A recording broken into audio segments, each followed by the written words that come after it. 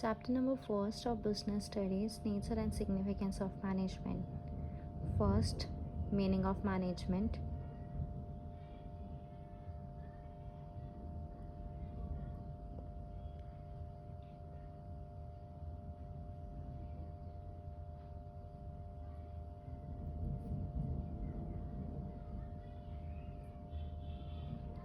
Process, getting things done effectively, meaning efficiently, meaning definition of management.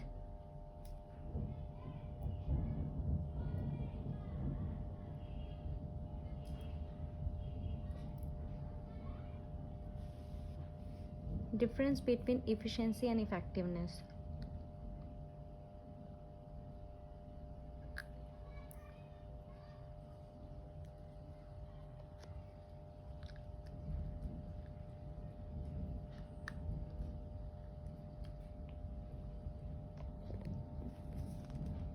Orientation, basis of difference, emphasize, focus. The next topic is characteristics of management. Management is goal-oriented process. Management is all-pervasive. Management is multidimensional. Management of work, management of people, management of operation. Management is a continuous process. Management is a group activity. Management is a dynamic function, and management is an intangible force. सबसे पहले हम discuss करेंगे कि management होता क्या है. Management एक process है, ठीक है, जहाँ पर हम क्या करते हैं, दूसरों से काम करवाते हैं और दूसरों के साथ मिलकर काम करते हैं, ताकि जो भी हम अपने ऑर्गेनाइजेशन के जितने भी गोल्स हैं उनको इफ़ेक्टिवली एंड इफ़िशिएंट तरीके से हम अचीव कर सकें. और सिंपल वर्ड में अगर हम कहें तो मैनेजमेंट क्या है? Management is an art. Management एक कला है दूसरों के साथ मिलकर काम करने की और दूसरों के साथ काम करवाने की.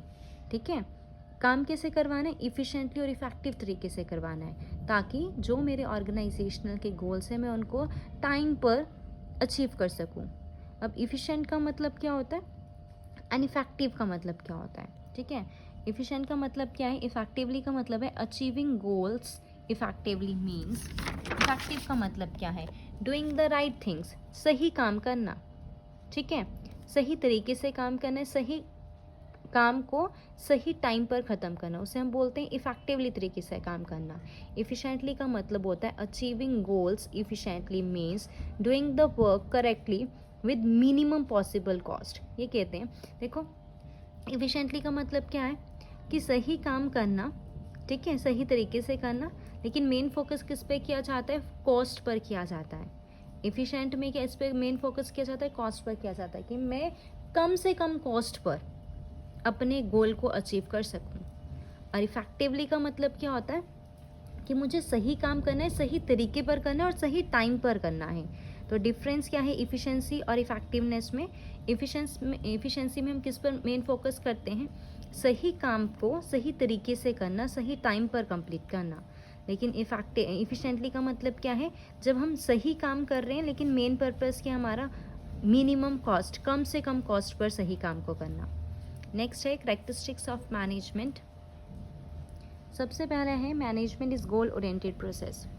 अगर हमारे हाथ में कोई गोल नहीं है तो हमें मैनेजमेंट की ज़रूरत नहीं है. मैनेजमेंट किसी गोल के लिए किया जाता है, किसी पर्पस के लिए. हम अगर टाइम मैनेजमेंट कर रही हूँ तो मेरे उस टाइम मैनेजमेंट को करने के पीछे कोई रीज़न होगा. ठीक है, management is all pervasive. Management universal है. मैनेजमेंट हर जगह पर अप्लाई किया जाता है. मैनेजमेंट इज़ मल्टी डायमेंशनल, जिसमें मैनेजमेंट ऑफ वर्क, काम को मैनेजमेंट करते हैं, पीपल की मैनेजमेंट करते हैं, ऑपरेशन की मैनेजमेंट करते हैं. Management is a continuous process. Management एक लगातार चलने वाला प्रोसेस है, नेवर एंडिंग प्रोसेस है मैनेजमेंट. कि अगर आपने एक गोल को अचीव करने के लिए मैनेजमेंट करी, प्लानिंग करी, उसके बाद जब आपने उस गोल को अचीव कर लिया तो आप अपने नेक्स्ट टारगेट की ओर बढ़ेंगे. तो मैनेजमेंट क्या है? नेवर एंडिंग प्रोसेस कहा जाता है. Management is a group activity. ठीक है, एक ग्रुप में रहकर काम करना, दूसरों से मिलकर दूसरों के साथ रहकर काम करना, दूसरों के साथ मिलकर काम करवाना मैनेजमेंट कहलाता है. मैनेजमेंट एक डायनेमिक फंक्शन है जो चेंज होता रहता है टाइम टू टाइम। अगर आपने एक चीज़ की मैनेजमेंट कर रखी है तो ज़रूरी नहीं है जैसी सिचुएशन अभी है तो नेक्स्ट ईयर भी सेम वैसी सिचुएशन हो। तो इसीलिए क्या है, मैनेजमेंट को गतिशील बोला जाता है, चेंजेबल बोला जाता है, डायनेमिक कहा जाता है। Management is an intangible force. देखिए, टेंजिबल का मतलब क्या है, जिसको हम देख सकते हैं, जिसको हम छू सकते हैं। लेकिन मैनेजमेंट क्या इनटेंजिबल फोर्स है। मैनेजमेंट को मैं फील कर सकती हूँ, मैनेजमेंट को मैं टच नहीं कर सकती। और फील कब कर सकते हैं? फॉर एग्जांपल, अगर एक ऑर्गेनाइजेशन बहुत ज़्यादा सक्सेसफुल बन रहा है, ठीक है, उसने अपने गोल्स जो है, अपने टारगेट्स है जो अचीव कर लिए हैं और बहुत ज़्यादा सक्सेसफुल बन गए, इट मीन्स वहाँ पर जो उसकी सक्सेसफुल है वो उसकी मैनेजमेंट को रिफ्लेक्ट करती है। इसीलिए मैनेजमेंट को क्या कहा है? इंटेंजिबल फोर्स कहा गया है। मैनेजमेंट को हम टच नहीं कर सकते लेकिन हम उसको फील कर सकते हैं, ठीक है। नेक्स्ट है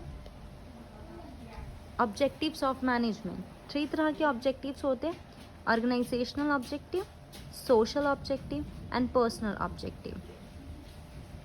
ऑर्गेनाइजेशनल ऑब्जेक्टिव, एक ऑर्गेनाइजेशन का मेन ऑब्जेक्टिव क्या है? एक ऑर्गेनाइजेशन का, सबसे पहले एक ऑर्गेनाइजेशन एस्टेब्लिश करते हैं तो हमारा मेन ऑब्जेक्टिव क्या होता है पूरे ऑर्गेनाइजेशन का? कि मैं मार्केट में सबसे पहले सर्वाइव हो सकूं, ठीक है। Every business wants to survive for long time. हर एक बिजनेसमैन जब एक बिजनेस को स्टार्ट करता है तो वो क्या सोच के स्टार्ट करता है? कि मैं अपने बिजनेस को लंबे समय तक चलाऊं, ठीक है। वो क्या चाहता है? Every businessman wants to survive for long time. So management, by taking positive decisions with regards to different business activity, should ensure business survive for long. जो भी मैं काम कर रही हूँ, जो भी मैं मैनेजमेंट कर रही हूँ, तो ये सोच के मुझे मैनेजमेंट करनी है और इफ़िशिएंट और इफेक्टिव तरीके से काम करना है ताकि मैं क्या कर पाऊँ? सर्वाइव कर पाऊँ लॉन्ग टाइम तक। नेक्स्ट, एक ऑर्गेनाइजेशन का ऑब्जेक्टिव क्या होता है? वो सर्वाइव हो गया, ठीक है, मार्केट स्टैंडिंग हो गई, मार्केट में उसने अपना एक स्टैंड कर लिया अपने आप को मार्केट में। तो नेक्स्ट टाइप क्या होगा उसका? सर्वाइव हो गया वो। नेक्स्ट टाइप क्या होगा? प्रॉफिट अर्न करना। जब तक वो प्रॉफिट अर्न नहीं करेगा तब तक वो उसकी ग्रोथ कैसे होगी? एक ऑर्गेनाइजेशन का, एक बिजनेसमैन का मेन ऑब्जेक्टिव यही होता है प्रॉफिट को अर्न करना। Profit play an important role in facing business problem and successful running of the business. Profit जो है सबसे ज़्यादा इम्पॉर्टेंट रोल प्ले करता है एक ऑर्गेनाइजेशन में। कोई भी प्रॉब्लम को फेस करना है तो प्रॉफिट होना ज़रूरी है, ठीक है। अपने कॉम्पिटिटर को बीट करना है तो प्रॉफिट होना ज़रूरी है। अपने बिजनेस की एक्टिविटी को सक्सेसफुल रन करने के लिए हमें मनी की ज़रूरत है ना, पैसों की ज़रूरत है। तो वो हम कैसे अर्न करेंगे? प्रॉफिट के थ्रू अपने सारी बिजनेस एक्टिविटी को स्मूथली रन करवा सकते हैं। नेक्स्ट एक बिजनेसमैन का मेन ऑब्जेक्टिव क्या होता है? Growth. Every business want to grow. Management must ensure growth of business organization, measure the terms of increase sale, profit, number of employees, product and assets. हर एक organisation चाहता है कि वो सर्वाइव हो गया, ठीक है, मार्केट में उसका नाम बन गया, प्रॉफिट अर्न करने लग गया, उसकी बिजनेस की एक्टिविटी स्मूथली चलने लग गई। लेकिन उसके बाद वो ग्रोथ करना चाहता है। जिस लेवल पर उसने अपने बिजनेस को स्टार्ट किया था वो उसी लेवल पर नहीं रहना चाहता। वो क्या चाहता है कि जिस लेवल पर मैंने अपने बिजनेस को स्टार्ट किया था मेरी ग्रोथ हो। और ग्रोथ को हम कैसे मेजर कर सकते हैं? ग्रोथ का, मुझे एक बिजनेसमैन को अपनी ग्रोथ का कैसे पता लग सकता है? जब उसकी सेल्स इंक्रीज होगी, जब उसका प्रॉफिट इंक्रीज होगा, जो उसके एम्प्लॉयज़ है, नंबर ऑफ एम्प्लॉयज़ है वो इंक्रीज हो गए, प्रोडक्ट इंक्रीज होगा, उसका एसेट्स इंक्रीज होगा। तो एक ऑर्गेनाइजेशन का सबसे मेन इंपॉर्टेंट ऑब्जेक्टिव क्या होता है? ऑर्गेनाइजेशनल ऑब्जेक्टिव, जिसमें हम 3 मेन टर्म्स को देखते हैं: सर्वाइवल, प्रॉफिट एंड ग्रोथ। सबसे पहले एक बिजनेसमैन क्या चाहता है? कि मैं सर्वाइव हो सकूं। उसके बाद सर्वाइव हो गया, मार्केट में टिक गया, उसके बाद वो चाहता है अपनी बिजनेस एक्टिविटी को स्मूथ रन करने के लिए मुझे पैसों की ज़रूरत है। तो प्रॉफिट बहुत इंपॉर्टेंट रोल प्ले करता है एक बिजनेसमैन के लिए, प्रॉब्लम्स को फेस करने के लिए, उसकी बिजनेस एक्टिविटी को स्मूथ रन करने के लिए। नेक्स्ट क्या है? ग्रोथ। हर एक बिजनेसमैन चाहता है ग्रोथ करना, कि वो भी अपने बिजनेस को एक्सपैंड करे, ठीक है। एक्सपैंड कैसे कर सकता है? जब उसको प्रॉफिट होगा। और प्रॉफिट कब होगा हमें? जब मैं मार्केट में सर्वाइव कर पाऊंगी, ठीक है। नेक्स्ट जो टॉपिक है, जो नेक्स्ट ऑब्जेक्टिव है वो है social objective. An organisation is establish in a society, that is why it's become the responsibility of every organisation to account for social benefits. देखिए, जो एक बिजनेस मैं स्टार्ट कर रही हूँ, जिसमें मैं बहुत सारे सपने देख रही हूँ, मैं सर्वाइव कर पाऊँ, प्रॉफिट कर पाऊँ, एक बिजनेस से दूसरे बिजनेस कर पाऊँ, ठीक है, अपने बिजनेस को एक्सपेंड कर पाऊँ। वो बिजनेस कहाँ पर एस्टैब्लिश किया जा रहा है?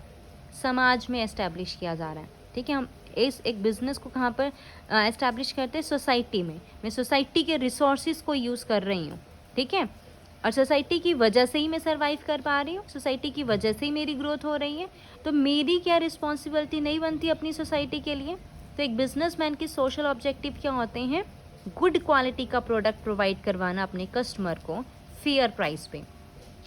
First objective is, social objective जो है समाज में ही है ना, हमारा कस्टमर की वजह से मेरे को प्रॉफिट हो रहा है, कस्टमर की वजह से मेरी सेल्स इंक्रीज हो रही है, कस्टमर की वजह से मैं ग्रो कर रही हूँ, सर्वाइव भी उन्हीं की वजह से कर रही हूँ। तो एक बिजनेसमैन की जो सोशल रिस्पॉन्सिबिलिटी है वो क्या है?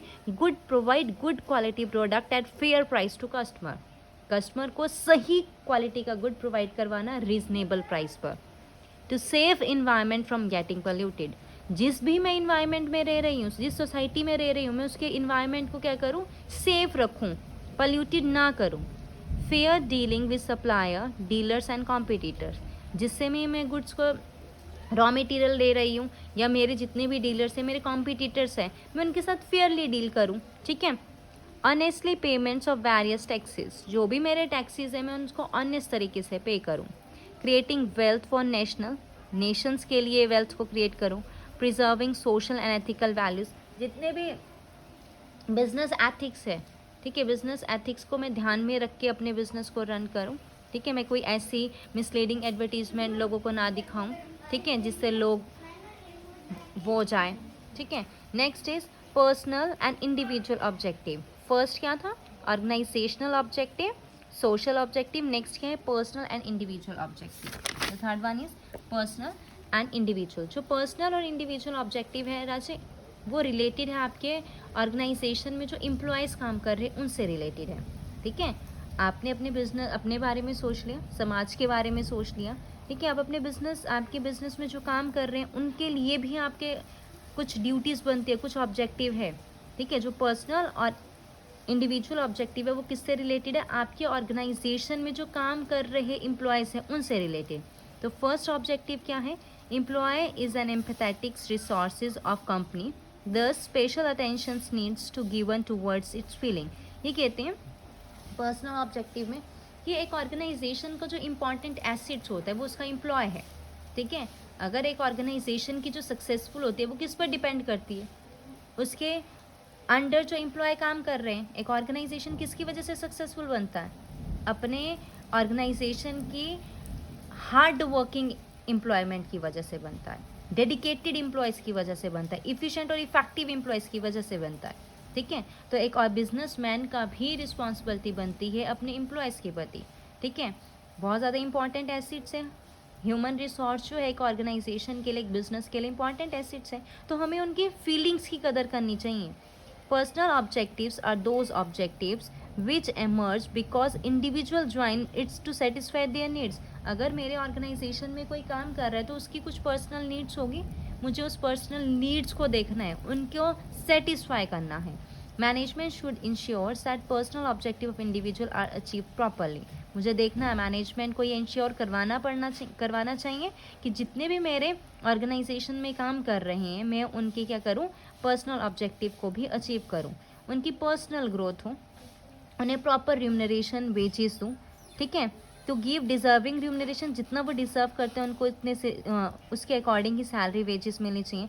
To provide good working environment, जो हमारे ऑर्गेनाइजेशन में एम्प्लॉयज़ काम कर रहे हैं उनको बेटर वर्किंग इन्वायरमेंट प्रोवाइड करवाऊँ। To provide shares in profit, training provide करवाऊँ, डेवलपमेंट की फैसिलिटी दूँ, job securities, opportunities for promotion.